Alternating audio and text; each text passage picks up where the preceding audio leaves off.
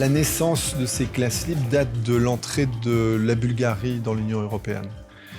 Et puis d'un constat, ça veut dire peu de choses arrivaient, peu de gens s'intéressaient à ce pays, donc peu de personnalités, notamment dans notre domaine, dans le domaine de la culture et du cinéma en particulier.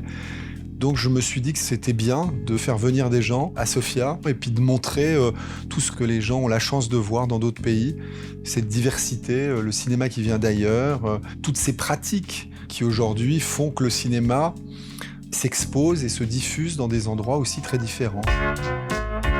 Le premier sujet qui a été abordé à Balchik, c'est la question du cinéma qui rencontre des autres arts. C'est Patrick Sandrin de Sofilm qui m'a proposé d'animer, de faire venir des cinéastes, non pas pour faire des conférences, non pas pour faire des cours, mais surtout pour partager leur expérience professionnelle, ce qu'ils font, dans quelles conditions ils le font, dans quel état d'esprit ils le font.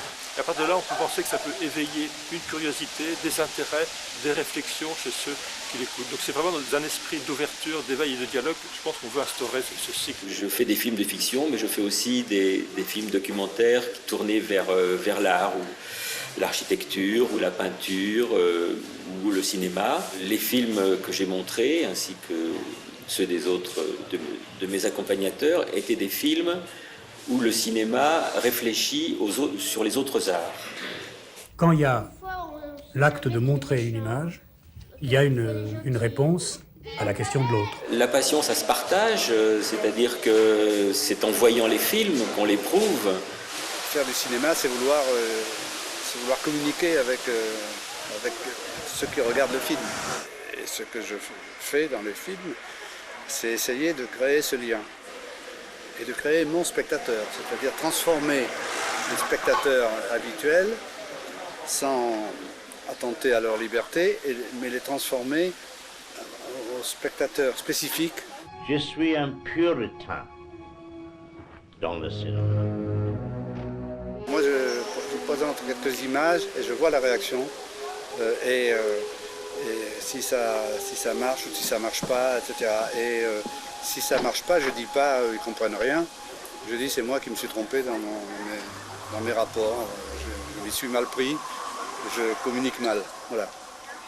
Je viens rencontrer des cinéastes français, Alain Jobert, André Labarthe et Pascal Canet, des gens qui ont travaillé dans les cahiers du cinéma. Le fait de rencontrer ces gens-là quasiment chez moi et ne pas avoir à aller à Paris pour les rencontrer, c'est vraiment de la chance, je trouve.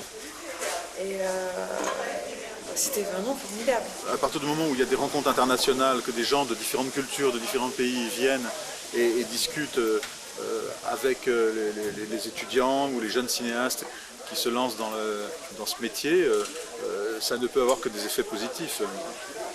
Il n'y a pas de...